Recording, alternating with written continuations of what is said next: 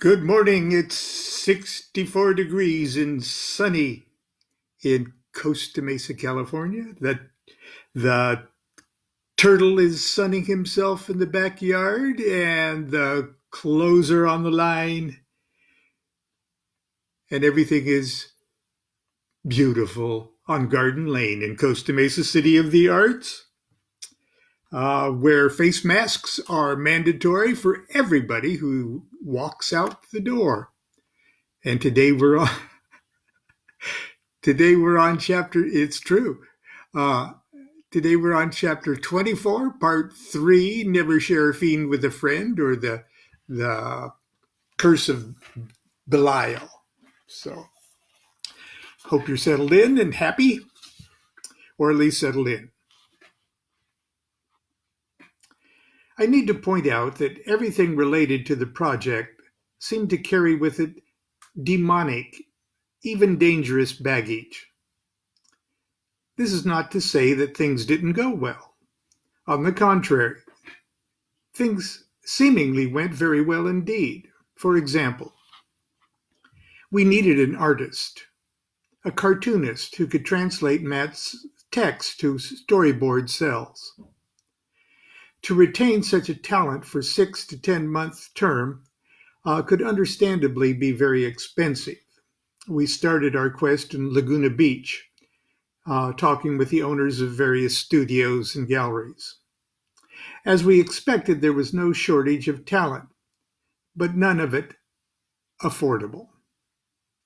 We ended the first day of our search empty-handed. We stopped at a local saloon, one of the most infernal in town. We stopped there for a beer and sat down right next to our artist. He was old and bald and smoked cheap cigars. The beard around his mouth was stained ugly yellow from years of cigar smoke. He was obnoxiously, he was drunk. The bartender started talking about him as if he couldn't hear what he was saying. That old goat is Jack Barr. He's the smallest man ever to play football for the Rams. The guy's a cartoonist. Here, look. The bartender slid a recent issue of Playboy down the bar. Sure enough, a Jack Barr cartoon. It was very funny. Not only that, but I recognized his style from a score of other Playboy cartoons that I have enjoyed over the years. Of course, I always just read Playboy for the cartoons. I just threw that in. That's not in the book. Okay. He was for real. He was in front of us. He most likely would work very cheaply, but he was a hopeless drunk and currently in no condition to talk. The bartender was a wealth of information. He told us the pattern of Barr's life hadn't changed in 15 years. The alcohol in his blood dictated a strict schedule. Every morning, Saturdays and Sundays included, at 10 a.m. he arrived to open his favorite bar. He drank beer, smoked cigars, and ate lightly, mostly pickled eggs and burritos, until 5 p.m., when he had to be home to feed his dog. He did what chores he could manage till around 8 p.m., when he passed out. He woke every morning at 3 a.m., showered, and drank black coffee while he drew in his studio. Drew wonderful things, terrible things, little things that he sent out regularly for publication, big things that covered his wall with monstrous specters from his tortured soul. Matt and I appeared at his home at 5:30 a.m. the next day and talked to him about the project. He was perfectly sober and enthusiastic about the project. We told him what we could pay, and he accepted without quibbling. Old Jack Barr served us well throughout the entire project. But in order for us to exploit his talent, Matt and I were obliged to radically adjust the schedule of our lives to accommodate the old man's nightmarish daily cycle. The three of us met daily at 6 a.m. to see the newest drawings and lay out plans for the night's work. We had to carefully write out every detail of instructions because when Jack woke up at 3 a.m., he would be unable to remember the previous day's conversation. Jack Barr was just one of the demon helpers who labored for us on this venture. Each one executed his or her assigned task to our satisfaction, but each also brought with them some vice or infernal flaw that managed to extract from Matt and me some painful measure of personal concession. I'm not exaggerating when I say it was truly like working with a pack of demons. Still, the results were impressive. Matt's career was off with a bang. The books were printed, the game was manufactured, Matt lectured at a local university and was discovered by a newspaper reporter who splashed his picture and story across the front page of the accent section of the Sunday Los Angeles Times. This publicity led to the direct mail sale of the entire first edition of the books and game, and spawned a dizzying schedule of college lectures. Our next request for Belial was to remove any obstacles that might prevent Matt from opening his own counseling center. We performed another joint evocation, which this time was not accompanied by strange phenomena. As far as we could tell, the operation was also successful, and Matt was soon the director of his psychological counseling center and the darling of the recovery industry. The center became quite popular. Matt took on 2 additional associates, and the three of them booked a full schedule of clients.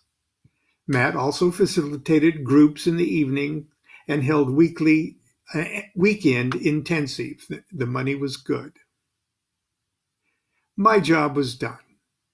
Matt got everything he wanted and more from our little magic fiend. I got over a year of steady work and a segue to an even better position in commercial real estate. I moved on to my new job and Matt settled into his blossoming career. We both more or less forgot Belial. Neither one of us called him up again to thank him or give him another one of those offerings he likes so well. Matt just went on with his unambiguous magical will to succeed, and my unambiguous will went on to focus on other things. Belial's joint masters abandoned him, and Matt's fortunes were soon about to change. It all started when Elizabeth, Matt's receptionist and secretary, got married to a client of Matt's, a wealthy entrepreneur named Charles, who came to the center to overcome a drug addiction. After they were married, Charles and Elizabeth moved to the Midwest, where for one reason or another, Elizabeth became hopelessly addicted to cocaine. Charles was beside himself and called Matt and made him an offer he could not refuse. Confident in Matt's discretion and ability to help clients overcome drug problems, Charles offered Matt an exorbitant figure to fly to their home and treat Elizabeth on a 24-hour basis until she was clean.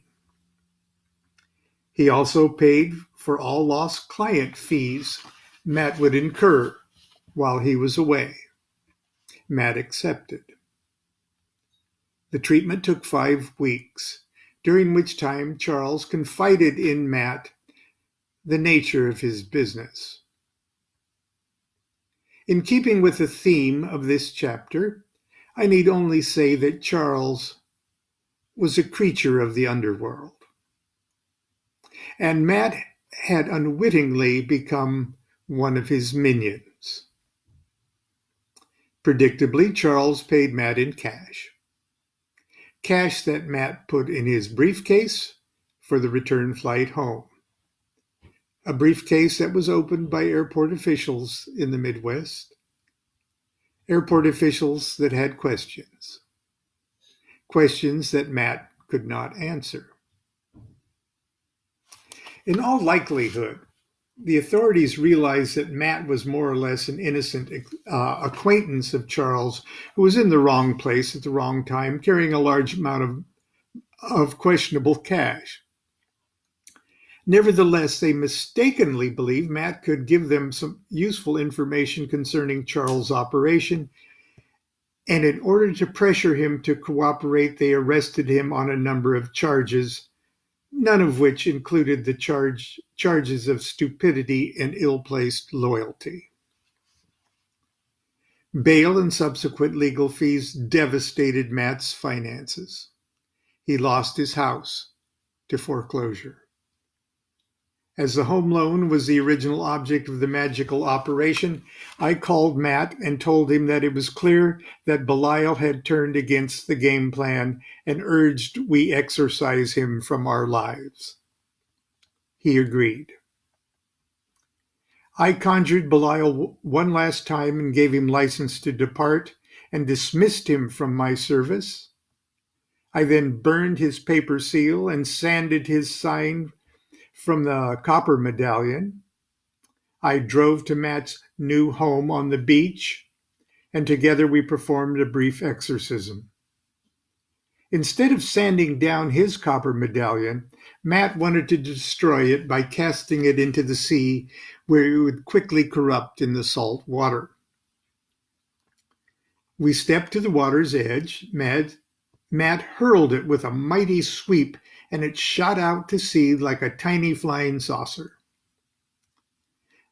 The sea breeze caught it like a frisbee and lifted it a few feet higher than its original trajectory. Suddenly, a seagull intercepted the disc in midair and caught it firmly in its beak. Matt and I couldn't believe what we were seeing. We waved our arms and screamed at the bird, hoping it would fly further out to sea and drop it, but it circled back and flew toward Matt's little bungalow. It made a few dips and circles and then dropped the disc in the sand about 50 yards down the beach. We ran to where it appeared to fall and carefully combed the sand, but we could not find it. For the next year, while he fought one expensive legal battle after another, Matt searched for Belial's sigil. He borrowed a metal detector. He built a screen box. He questioned sunbathers who spread their towels in the vicinity. He never found it. He did, however, eventually resolve his awful situation. It took 5 years and all of his resources. But in the end, he neither betrayed his clients nor did he go to jail for his silence. He pulled his life and career back together and ran his counseling center for as long as it was his unambiguous will to do so. There's a magical legend that informs us that King Solomon built the great temple of God with the supernatural help of demons. After he bound the spirits and imprisoned them in a brass bottle, sealed with a leaden seal, and threw it into a river, one day a fisherman netted the bottle and innocently unleashed the spirits back into the world. Solomon eventually caught all but 72 of the little devils and sealed them back up again. The remaining 72 are the spirits of the Goetia, including Belial. A couple of years after Matt's unfortunate adventure, He and his new girlfriend were relaxing on the beach with friends who were visiting from Israel. Matt was playing frisbee with the 14-year-old son of their guests when the boy reached into the sand and recovered the lost medallion of Belial. Matt still keeps it in his office, in a place of honor. The boy's name was Solomon. And that's the end of today's chapter. It was a little longer today, but tomorrow we'll be on chapter 25, Andromalius, another of the spirits in my life with the spirits. I hope you have a good day, a safe day. Stay in. Be good to yourself. Be good to each other. Do what thou wilt shall be the whole of the law. Love is the law. Love under will. Bye.